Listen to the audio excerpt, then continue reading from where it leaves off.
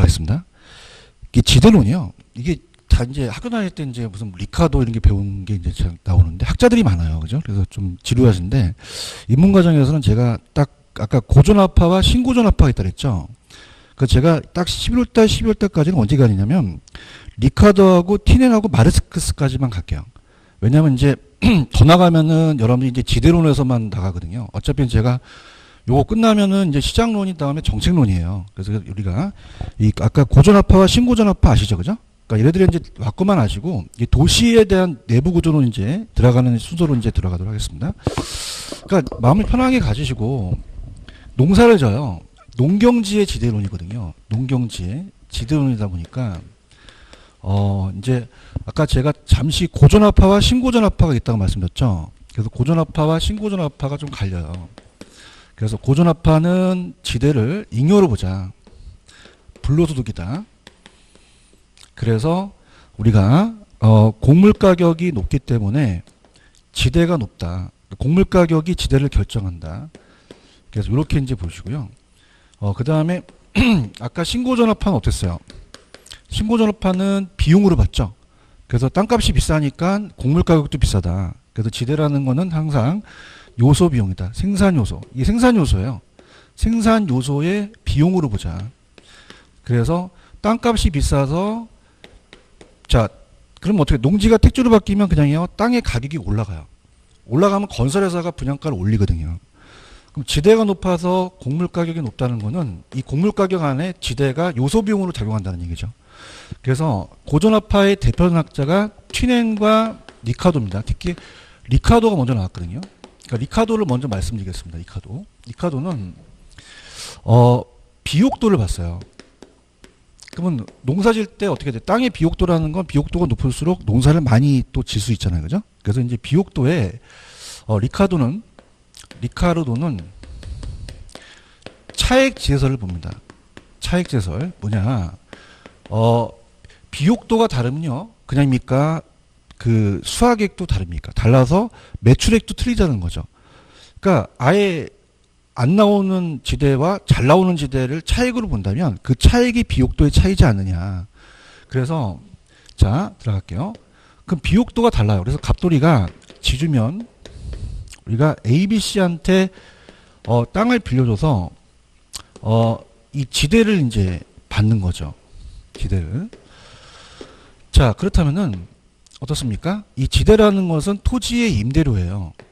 그럼 건물의 건물주도 그냥입니까? 임대료를 받죠. 근데 임대료만 받아요. 경비도 나가요. 생산비가 나가죠. 그죠? 그래서 우리가 매상고라는 것은 매상고는 그 수확물을 얘기해서 거기서 생산비가 나간다는 거죠. 자, 그럼 생산비가 만약에 일정하다. 100원이다. 그럼 비옥도에 따라서 매출액이 똑같겠어요? 다르겠어요? 다르죠. 그래서 어떻습니까? 자체적으로 여기가 상급지고 가장 좋고요. 여기가 중급지고 여기가 하급지예요. 그래서 여기가 우리가 우등지라고 하고 여기가 최열등지라고 하거든요. 최열등지는 지대가 낮은 곳을 우리가 한계지라고 합니다. 자 그러면은 비옥도에 따라서 매출액이 똑같을까요? 다를까요? 다르죠. 그러면 여기에 차액만큼 지대의 차액만큼 다 비옥도가 틀리다는 얘기예요. 그럼 여기가 400원 올리고 여기가 300원 올리고 여긴 제로니까 여기가 비옥도가 제일 높죠. 그래서 어떻습니까? 자, 이 비옥도에 대한 리카도는 자, 아까 제가 고전압파라고 했죠. 지대를 물어봤죠? 잉여를 봤어요. 그럼 비옥도가 높으면 그냥입니까? 곡물 가격도 높겠죠. 그래서 곡물 가격이 지대를 결정한다. 자, 이렇게 우리가 가시면 돼요. 자, 그래서 암기하는 기법은 비옥도 하면 도 들어가면 리카도 도 들어가잖아요. 그죠? 그 다음에 그러면 그냥입니까? 비옥도라는 게 생각나죠. 그러면 비옥도만큼 그냥입니까? 차익이 생깁니까? 차익이 생기죠. 그래서 그렇게 해보시고 그 다음에 이 고전압하다 보니까 얘는 땅이 한정돼 있어요. 그래서 토지의 희소성을 강조하며 자 우리가 지대가 더 비옥도에 따라 똑같아요. 비옥도가 달라요. 그럼 비옥도가 아주 낮은 한계지라는 게 발생했죠. 그럼 여기는 지대가 낮아진다는 거죠. 그래서 수학이 체증하다가 체감할 수 있다는 얘기입니다.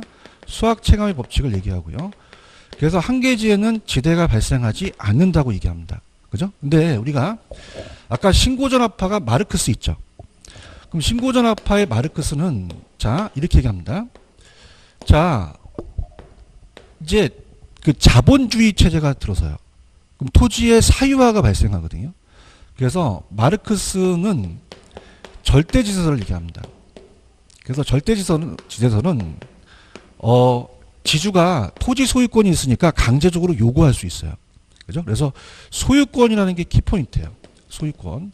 그 다음에 요구라는 게 나오고, 자, 토지와 사유화가 강조됩니다. 이런 거 나오면 예 찍으셔야 돼요. 그럼 얘는 제가 고전압파였어요? 신고전압파였어요? 그러면 지대가 높아서 곡물 가격이 높겠죠? 이렇게 염두에 정리하시는 게 좋습니다.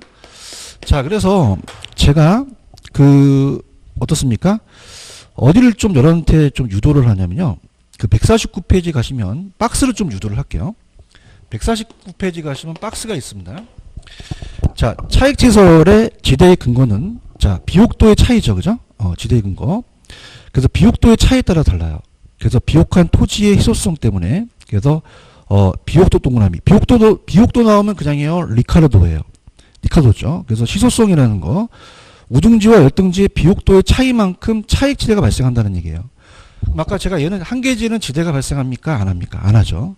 그래서 우리가 얘가 위치를 무시하고 한계지 밖에는 지대를 발생하는 설명하지 못했죠. 그 다음 얘는 그냥 했어요. 아까 고전압파였어요. 그럼 어떻습니까? 곡물 가격이 지대를 결정하겠죠. 그죠? 이렇게 체크하시고요.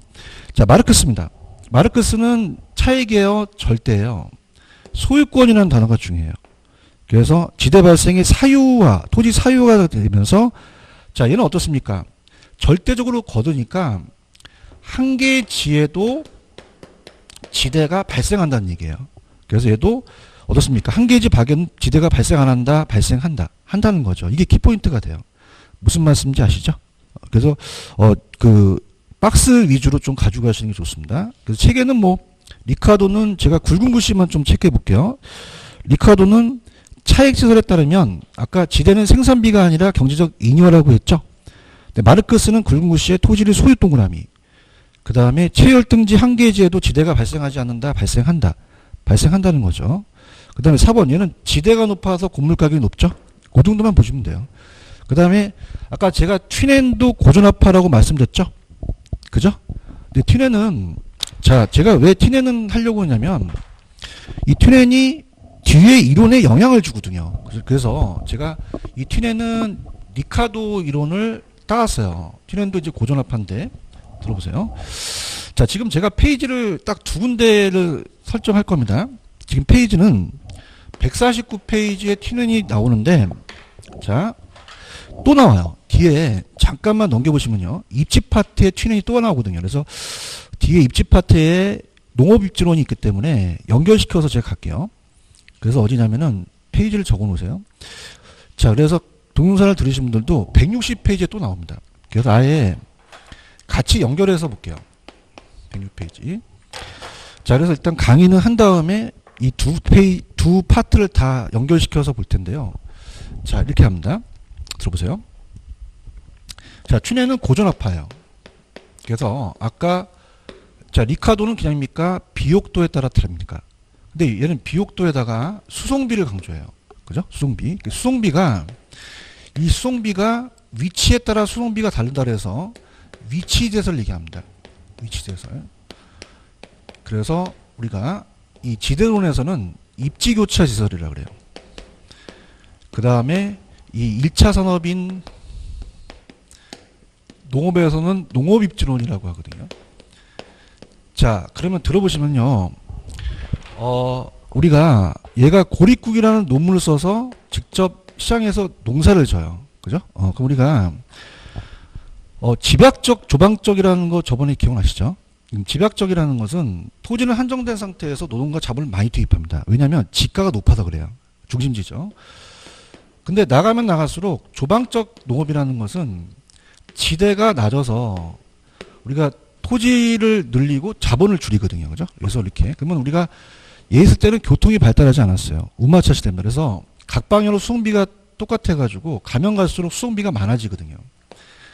그럼 나갈수록 얘는 수송비가 많아져요. 그럼 안쪽은 수송비를 절약할 수가 있죠. 그러면 여기가 위치가 안 좋아요? 위치가 좋아요? 그래서 지대가 높다는 거죠. 그러니까 비옥도가 아니라 접근성이라는 거예요. 그래서 얘가 현대 입지에 영향을 줍니다. 그죠? 그래서 자, 우리가 단순히 리카도는 지대라는 것은 매상고에서 생산비만 뺐다. 근데 얘는 무슨 비를 강조했다 그랬죠? 수송비예요. 그럼 수송비를 강조했기 때문에 쟤랑 다른 이론이 튀어나온 거죠. 그죠? 그러니까 예를 들어서 얘가 100원이고 얘가 10원이고 얘가 10원이면 얘가 80원이 되잖아요. 얘가 80원이면 얘가 10원을 바뀐다는 거는 반비례 관계입니다. 비례예요? 반비례예요? 반비례죠. 그럼 어떤 걸 발견하냐면 지대 곡선을 발견해요. 자, 우리가 만약에 얘가 지대라면 중심지에서 외곽으로 나갑니다. 그럼 안쪽은 그냥이에요. 지대가 높아요. 나갈수록 수송비가 많이 들어가죠. 그러니까 우리가 왜 수요 곡선이 우하향하는 곡선이 됐죠. 그래서 지대 곡선도 우하향하는 곡선이 돼버려요. 그래서 한계지대 곡선이라고 하는데, 그럼 나갈수록 지대가 낮아진다는 겁니다. 근데 중요한 거는 집약적인 게 그냥입니까? 중심지 안쪽에 있습니까? 안쪽에 있고 가파르고 외곽이 좀 완만하죠. 그래서 이게 집약농업이고 이게 조방농업이어서 입지가 교차하면서 안쪽이 집약, 나가서 조방이라는 얘기예요. 무슨 얘기인지 아시겠죠? 그죠? 그러니까 무슨 말이냐? 집약적인 곳은 그냥입니까? 지대가 비쌉니까? 그죠? 그럼 부가가치가 낮은 걸 재배해야 돼요? 높은 걸 재배해야 돼요? 나가면 부가가치가 낮은 걸 재배하죠. 예를 들어서 꽃을 봤을 때 꽃 한 발하고 벼 한 다발은 틀리겠죠. 꽃이 더 부가가치가 세잖아요. 그죠? 그러니까 요거를 재배하는 거예요. 아시겠습니까? 그래서 우리가 교통이 발달하지 않으니까 모든 사람들이 이쪽 와서 나가거든요. 그죠? 그래서 이렇게 해서 보시면 됩니다. 이해하셨습니까? 자, 그래서 제가 체크할게요. 자, 튜넨이라는 자체는 무슨 비를 강조했죠? 수송비. 그 위치에 대한 수송비고요. 입지가 교차하고, 자, 지대와 수송비는 비례라 그랬어요. 제가 반비례라 그랬어요. 그러면 이 곡선이 우상향합니까? 우하향합니까? 그러면서 집약적인 게 더 가파르고 조방이 완만하다는 거죠. 그러니까 요게 키포인트입니다. 그래서 자, 149와 160페이지를 동영상 보시는 분들도 천천히 보신다면 149페이지로 가시면은 그 아까 위치지대설이라는 게 있어요. 그래서 이제 튜넨이 있는데 제가 이제 150페이지 그 박스를 정리해 볼게요. 위치지대설이라는 게 바로 튜넨이거든요. 그래서 얘는 그냥입니까? 튜넨은 수송비를 강조합니까? 그 위치 문제를 중시한 거예요. 그럼 생산자와 시장 간의 거리에서 수송비의 절약이 지대죠. 그래서 도심 근처에 지대가 높으면 토지용 그만큼 집약적인 걸 재배하라는 거죠. 자, 그래서 전 페이지에 제가 튜넨의 위치대의 굵은 글씨 위주로 갈게요. 자, 튜넨은 어떻습니까? 지대의 결정이 토지 비옥도만이 아니라 그냥입니까? 위치에 따라 다릅니까? 그러면 접근성이니까 현대적 입지론의 기초를 제공했죠. 그래서 지대를 시장과의 거리에 구한 것으로 원거리의 위치에 비해 근거리의 토지 생산물의 수송비 절약이 주지라는 거죠. 그래서 나중에 이거 다음에 제가 버제스의 동심원 이론을 얘기할 거거든요. 알론소는 제가 1, 2월 달에 가서 하고요. 지대라는 건 어떻습니까? 지금 생산물 가격에서 매상고에서 생산비를 뺐죠. 그래서 우리 단위당 교통비가 똑같기 때문에 교통비를 뺀 거죠. 그래서 중심지에서 거리가 멀어질수록 교통비가 커지므로 지대는 작아진다는 얘기죠. 자, 그러면 제가 160페이지도 좀 유도를 해볼게요. 160페이지로 가시면은 쭉 가보세요. 가시게 되면은 아까 제가 튜넨이 있다 그랬어요. 그래서 160페이지에 가시면은 튜넨의 농업입지론 고립국에다 동그라미 치시고, 그 다음에 여기는 가장 키포인트가, 자, 고립국에 대한 개요에서는 이 튜넨의 고립국이라는 이론으로서 직접 고립되면서 농사를 지은 거예요. 그럼 아까 그 얘기는 다 했고요. 여기서 중요한 거는 내용입니다. 내용. 자, 내용에다가 오른쪽 별표 쳐보세요. 그럼 내용은 지대라는 것은 아까 매상고에서 생산비와 수송비를 뺐죠. 수송비 절약이 곧 지대라는 거. 그럼 수송비 절약이 지대라는 건 지대와 수송비는 비례였어요? 반비례였어요? 자, 중심지에 가까울수록 조방적이었어요? 집약적이었어요? 집약적이었죠. 많은 지대를 지불한 입주자가 중심지에 입지한다는 얘기죠. 그 다음에 작물 경제활동에 따라서 집약과 조방이 그냥입니까? 이 한계지대 곡선이 다릅니까? 그래서 인간의 형태나 수송비, 생산비, 농산물에 따라서 변한다는 거죠. 그럼 결론에 가셔서 3번에 가시면은 시장에 가까울수록 조방적이에요? 집약적 농업이에요? 멀어질수록 조방적이죠? 그래서 그림을 보시면 162페이지에 띠를 형성해요. 이 원을. 그래서 이 토지용 모델을 이렇게 동심원 모양으로 안쪽은 집약 쪽, 바깥은 주방 쪽으로 띠를 형성해서 그렸거든요. 근데 여기까지 보세요. 그래서 자, 그래서 지금 제가 무슨 합파와 무슨 합파를 얘기했죠? 고존합파와 신고존합파. 그럼 리카도는 고존합파죠. 잉여니까 곡물 가격이 지대다. 그래서 얘는 생산 요소 비용이 아니라 지대이기 때문에 곡물 가격이 지대를 결정하는, 지대가 곡물 가격을 결정하는 거 아니죠. 자, 그럼 비옥도 나왔어요. 그럼 그냥요, 리카르도예요. 도죠. 그럼 그냥입니까? 비옥도에 차익이 생깁니까? 차익이 생기죠, 그죠? 그래서 얘는 비옥도에 따라서 한계지에는 지대가 발생하지 않는다. 근데 마르크스는 신고전합파죠. 마르크스는 그냥입니까? 소유권을 강조합니까? 요구할 수 있죠. 사유화를 강조하죠. 그러면 한계지에도 지대가 발생할 수 있다는 겁니다. 그래서 얘가 지대가 곡물가격이다. 근데 고전합파인 티네는 비옥도예요. 얘는 수송비예요. 수송비입니다. 위치가 다르다는 거죠. 그래서 안쪽은 집약적, 바깥은 조방적이라는 거를 가져가시면 돼요. 무슨 말씀인지 아시겠죠? 그래서 11월, 12월 달은 이 세 학자만 좀 저는 여러분들이 머릿속에 뒀으면 좋겠어요. 그 다음에 저와 같이 가셔서 그 다음에 이제 도시 내부 구조론입니다. 그래서 155페이지로 가보세요. 여기가 이제 출제 빈도가 높은데 155페이지 가시면은 이제 도시가 성장을 해요. 155. 그래서 도시 내부 구조 이론에도 별표를 한 2개 정도 쳐놓으시는데요. 제가 여러분들 좀 전에 튀넨이라는 학자 기억나시죠? 이 튀넨의 이론을 따온 거예요. 튀넨. 튀넨에 대한 농업 입지론을 자, 따왔습니다. 그래서 요거를 이제 그대로 살리고 제가 그대로 살리고 요쪽으로 이제 가볼게요. 자, 이런 식으로 가서 자, 튀넨의 이론을 버제스라는 학자가 가지고 와요. 그래서 도시가 성장을 합니다. 성장. 요건 이제 다시 지우면 시간이 좀 걸리니까 이 튀넨의 이론을 따와서 페이지 가시면은 155페이지 도시 내부 구조론이라는 게 있어요. 내부 구조 이론. 자, 그래서 도시 이론을 만들어내요. 자, 그래서 버제스가 동심원 이론을 얘기합니다. 그러면 여러분들 도시 이론이 먼저겠어요? 농업 이론이 먼저겠어요? 도시 버제스가 동심원 이론을 따라한 거죠. 얘도 원을 그리거든요. 그래서 이 버제스의 동심원 이론은 우리가 1925년 버제스라는 학자가 시카고시에 있는 시카고 대학의 사회학자였어요. 그러다 보니까 이제 우리가 도시 생태학적 관점에서 우리가 어느 지역으로 침입하거나 또 옮긴다, 천이하고 경쟁 과정에서 도시가 성장하는 건데 여러분들이 처음에 155페이지 가시면 그림이 하나 있습니다. 박스에. 그래서 처음에 이제 중심지가 만들어져요. 중심 업무지구. 자, CBD라는 건 뭐냐면 여긴 어떤 이 중심지의 중추적인 역할을 합니다. 우리가 보통 명동에는 그 시청만 있어요. 백화점도 있어요. 그러면 회사도 있죠. 모든 중추 기능이 다 모여 있는 거예요. 그 위치가 안 좋아요? 위치가 좋아요. 그럼 지대가 높죠? 그래서 아까 튀넨 이론을 따온 거예요. 그죠? 그래서 인구 밀도도 높고요. 접근성도 좋죠. 그래서 여기에 사람들이 막 모여요. 그럼 땅값이 안 올라갑니까? 땅값이 올라갑니까? 그다음 견디지 못해서 자, 우리가 옮길 천자를 써서 천이라고 하는데 전이 된다고 하는데 점이라고 많이 나옵니다. 그럼 공장이 튀어나갔죠. 그래서 공장이 경공업지대가 내측에 있어요. 그러면 경공업에서 일하는 사람들은 소득이 높은 사람이에요? 낮은 사람들이에요? 그럼 여기에 불량 주거지가 생깁니다. 그죠? 그러면서 소득이 낮은 사람들이 일을 해버려요. 그럼 점이라는 것은 여기는 경공업도 아니고 주거도 아니고 혼재됐던 지역이죠. 그럼 여기 환경이 좋습니까? 안 좋습니까? 안 좋죠. 그러면 저소득층이 조금 소득이 높아지면 저소득 주거지역으로 갈아탑니다. 그래서 얘가 1번 지구, 2번 지구, 3번 지구거든요. 그러면 고소득층들은 환경이 좋은 곳에 있으려니까 나가죠. 그래서 여기 옆에 고소득이 살아요.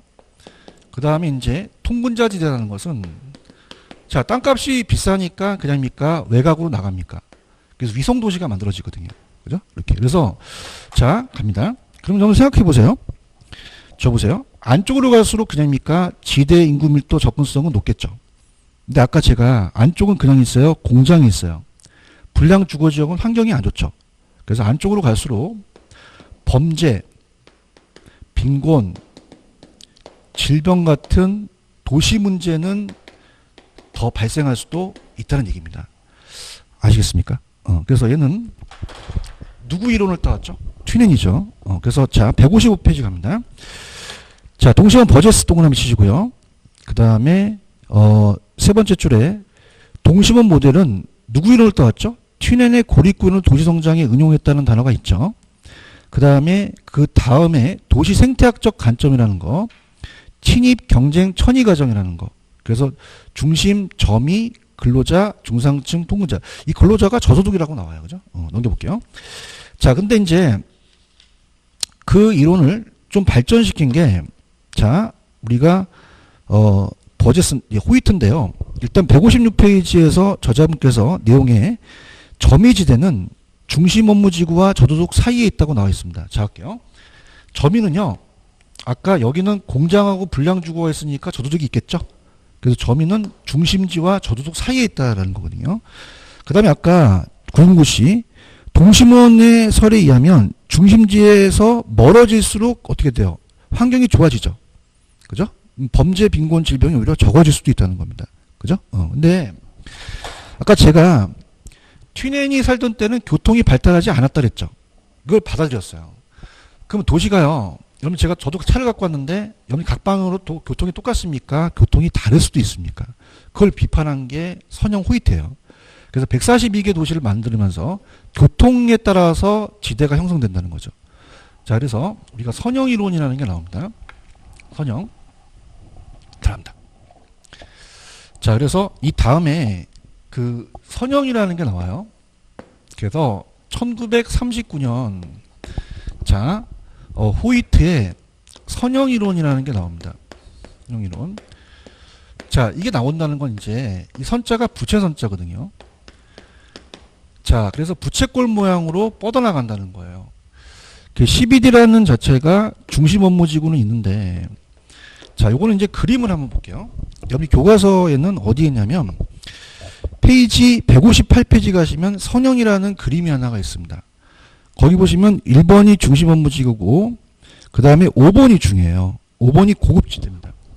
그래서 이게 교통노선을 따라서 5번에 우리가 고소득이 살고 있다는 거죠. 그럼 이 부채꼴이 교통망인데 그러면 우리 고소득층들은 교통이 안 좋아야 돼요? 교통이 좋아야 돼요? 교통망 축에 가까이 있으려고 해요. 그래서 여기에 가까이 있으려고 하니까 여긴 지대가 낮아지겠어요? 지대가 높아지겠어요? 높은 사람이 차지합니다. 그러니까 소득에 따라서 이 지대를 좋은 위치를 차지할 수 있다는 거죠. 근데 저소득층은 반대에 있거든요. 이런 식으로. 그래서 이제 이게 이제 부채 모양이기 때문에 부채꼴로 해서 이렇게 이제 저소득 옆에는 뭐 경공업이 있고 또 저소득이 있으며 또 고소득층 옆에는 또 중상층 있는데 그건 참고하시고요. 그래서 선자가 부채선이니까 자 부채꼴 교통망 나오면 선형 찍으셔야 돼요. 자 이렇게 해서 이제 들어갑니다. 자 가볼게요. 자 얘는 이제 그 다핵심 이론 전에 들어갑니다. 전 페이지 가시면은 자 157페이지 선형은 호이트 동그라미 치시고요. 그 다음에 하나 둘 셋 네 번째 보시면 제가 이 선자가 그냥이에요. 부채선자예요. 부채꼴 모양 동그라미, 교통축 동그라미, 교통망 동그라미. 그 다음에 내용으로 가시면은 가장 중요한 거는 주택 지불 능력이 높을수록 고용계가 많은 도심 지역과 적성이 양호한 지역에 주거를 입주하죠. 그래서 아까 고소득층이 그냥입니까? 가장 교통이 좋은 곳 차지합니까? 차지해요. 그래서 3번 이 도시공간 구조의 변화를 야기하는 요인은 교통의 발달 및 그다음입니까? 소득도 관계가 있습니까? 그러니까 소득층과 밀접한 관계가 있다는 것을 탄생시킨 거죠. 자, 그 다음에 넘겨보시면은 이제 마지막에 다핵심입니다. 자, 다핵심 이론이 마지막이에요. 그래서 이제 얘네들은 소도시예요. 그러다 보니까 도심이 하나밖에 없습니다. 그걸 단핵이라고 하거든요. 근데 여러분들 어떻습니까? 지금은요. 도심만 있어요. 신도시도 생겨요. 그러니까 핵이 여러 개 생길 수도 있다는 거죠. 그래서 마지막으로 1945년에 그 다핵심 이론을 만듭니다. 맥켄지가 주장했으나 우리가 해리스와 울만이 얘기하거든요. 그래서 해리스와 울만은 얘네 이론을 발전시켰어요. 그래서 얘네들이 딱 하나의 단핵이라면 얘는 핵이 여러 개라는 거죠. 그럼 요즘은 여러분들 도심만 있어요? 신도시도 있어요? 도심만 있는 게 아니라 부도심도 있다는 거죠. 그래서 다핵을 주장합니다.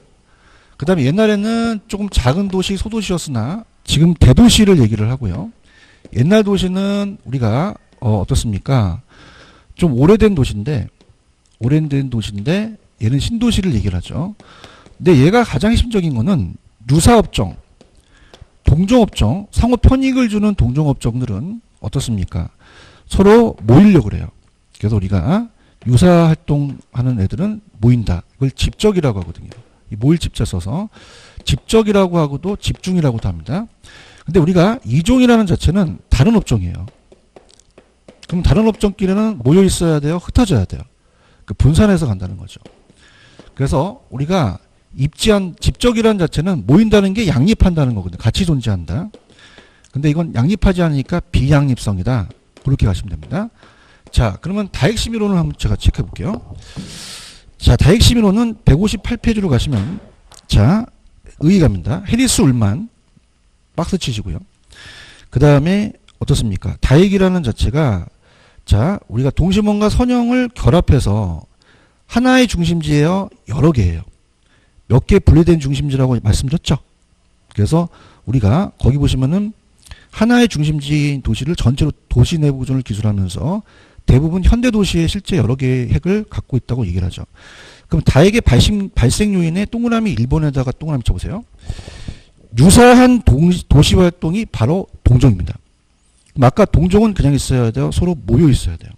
집적이죠. 그죠? 그래서 상호 편익을 주는 소묘업종들은 흩어지는 게 나아요? 뭉쳐 입자는 게 낫죠? 근데 오른쪽 2번에 가시면은 서로 다른 도시 활동 중에 있는 집적 불이익이 발생하는 경우는 어떻게 돼요? 다른 업종들은 붙어 있어야 돼요? 흩어져야 돼요? 여러분들 우리가 생각해 보세요. 충돌이 발생할 수 있다는 거죠. 그죠? 어때요? 주택과 공장은 그냥입니까? 분산해야 됩니까? 분산해야 되죠. 그래서 다른 업종끼리는 흩어져야 된다는 거예요. 그래서 그렇게 입지적 양립이라는 자체가 같이 존재하는데 같이 존재할 수가 없다는 얘기죠. 그래서 그렇게 보시면 되고요. 그 다음에 우리가 3번 같은 경우는 뭐 한번 읽어보시고 자 4번은 어떻습니까? 우리가 그 토지는 지대 지분 능력 따라서 위치가 다 틀릴 수도 있죠. 토지의 이용상 도시 구조는 다핵화가 된다는 거죠. 그래서 이제 그 다핵심 이론을 보시게 되면 1번이 CBD가 중심 업무지구가 명동이라면 7번이 강남이 또 생겼죠. 그 부도심이 또 생겼다는 얘기죠. 그럼 핵이 하나예요? 여러 개예요? 여러 개죠. 그렇게 해서 여러분들 보시면 됩니다. 아시겠죠? 다시 한번 복습해 볼게요. 자, 제가 튀네네를 연결시켰죠. 튀네는 그냥입니까? 수송비를 강조합니까? 접근성을 강조한 거죠. 그러니까 위치가 중요한 거죠. 그죠? 그러면서 이 버제스가 이 동심원을 따라온 거예요. 그래서 버제스가 동심원에서 생태학적 관점에서 친익 경쟁 천이로서 도시가 성장을 하죠. 그럼 안쪽일수록 그냥입니까? 지대 인구 밀도 접근성이 좋습니까? 좋죠. 근데 여기에 점이라는 곳에 공장이 있으니까 환경이 좋아요? 안 좋아요? 그럼 일로 갈수록 접근성은 좋지만 범죄, 빈곤, 질병 문제는 많이 발생한다는 겁니다. 그래서 이 점이라는 거는 중심지와 저도독 사이에 있죠. 그죠? 그럼 저도독은 어떻게 됩니까? 이 중심지로 가까이 있어야죠. 왜냐하면 도심일수록 고용기회가 많잖아요. 그래서 우리가 접근성이 양호한 곳에 입지하려고 합니다. 근데 이 선자가 그냥 있어요? 아까 부채 선자였어요. 부채꼴, 교통축, 교통망 나오면 선형이에요. 근데 고소득층들은 얘 그냥이요. 교통축에 가까이 있으려고 그래요. 그럼 지대 지분율에 따라서 지대가 형성된다는 거죠. 그죠? 그럼 어떻습니까? 얘가 있는 위치는 교통이 좋죠. 그러면 고소득층이 차지한다는 겁니다. 그래서 이 교통도 중요하지만 소득과도 관련되는 거고요. 그렇지만 발달이 얘네들은 핵이 하나밖에 없었어요. 중심지가. 근데 지금은 도심만 있어요. 부도심도 있어요. 그러니까 이런 거예요. 옛날에 우리나라 6.25 전쟁 터져서 백화점이 화신백화점 하나밖에 없었죠. 근데 갑자기 그냥입니까? 강남이 생깁니까? 또 도심이 하나가 더 생긴다는 거죠. 그럼 단핵이에요? 다핵이에요? 도심이 하나입니까? 여러 개입니까? 여러 개죠. 자, 동종은 상호 편익을 주는 사람들은 모여야죠. 근데 아까 주택과 공장은 서로 그냥이에요? 달라요. 흩어져야 되죠. 그래서 얘는 양립됐다는 것은 같이 존재해야 된다는 거고요. 비양립이라는 건 같이 존재할 수 없다는 얘기죠. 아시겠죠? 그죠? 그래서 얘가 시험 문제 나올 가능성이 90%입니다. 그죠? 그래서 이거는 여러분이 11월달, 12월달에 정리를 하시는 게 좋아요. 아시겠죠? 그죠? 이렇게 하시고요. 그 다음에 이제 입지 파트로 가볼게요. 입지 파트는, 페이지로는 제가 입지 파트를 아까, 교재로는 페이지 넘겨보세요. 159페이지로 가볼게요. 159. 자, 159페이지로 가시면은 입지 파트가 나옵니다. 입지 파트. 그래서 이제 나오는데, 자, 요걸 이제 우리가 좀 설명해 볼게요. 자, 입지론에서는 문제가 한두 문제가 좀 출제가 됩니다. 아까 지대에서 하나, 도시 내부에서 하나 나오는데, 자, 입지는 제가 좀 전에 튜넨이라는 학자를 얘기했었죠. 그죠? 근데 튜넨이 농업 입지론이에요. 그죠? 산업이 있는데 들어보세요.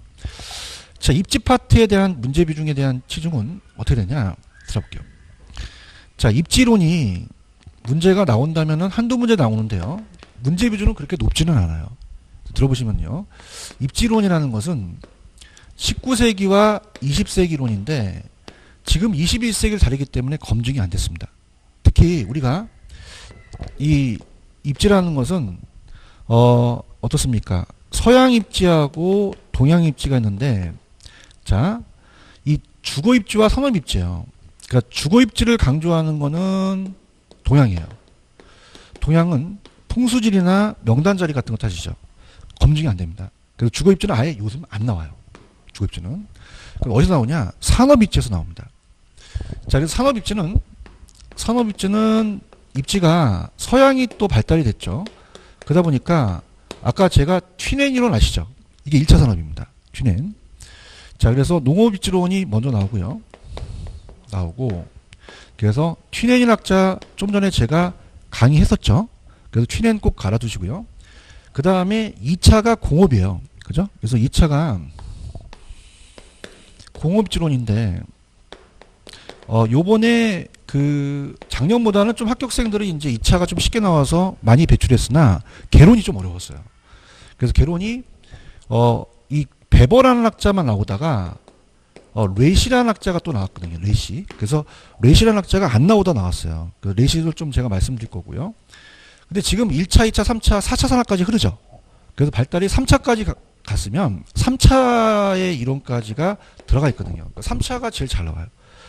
3차 서비스업 상업입지론을 얘기하거든요. 그래서 우리가 얘가 크리스탈러 들어보세요. 그 다음에 레일이라는 애가 있습니다. 그 다음에 허프가 있거든요. 그래서 얘 세 애 위주로 제가 이제 다음 시간에 좀 할 거예요. 무슨 말씀인지 아시겠죠? 그래서 저를 믿는다면 지금서부터 이제 공인중개사가 30회까지 본다면 예전에 1, 2회 때까지는 주거입지까지도 나왔었어요. 그죠? 근데 그냥입니까? 시대가 바뀝니까? 그러니까 검증이 안 돼서 아예 집에 안 나와. 시험에 안 나와요. 그러니까 주거입지는 찾지 마세요. 주거입지 있으면 다 지워버리세요. 산업입지로 가져가세요. 그래서 튜넨은 농업입지로는, 그 다음에 공업은 배보고 3차 산업으로 거의 흐릅니다. 3차 산업. 그래서 크리스탈러, 데일리, 허프 위주로 가져가셔야 됩니다. 아시겠습니까? 그래서 아까 제가 튜넨이라는 학자는 얘기했었죠.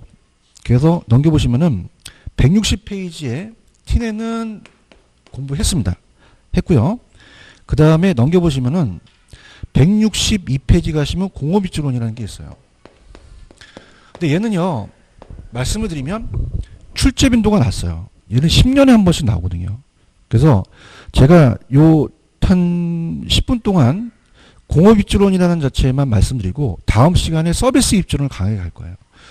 공업입지론은 그냥 이런 게 있다라고만 들으세요. 그죠? 가볼게요. 자, 베버와 레시가 얘기합니다. 자, 우리가 공장이 들어서려면요, 그냥입니까?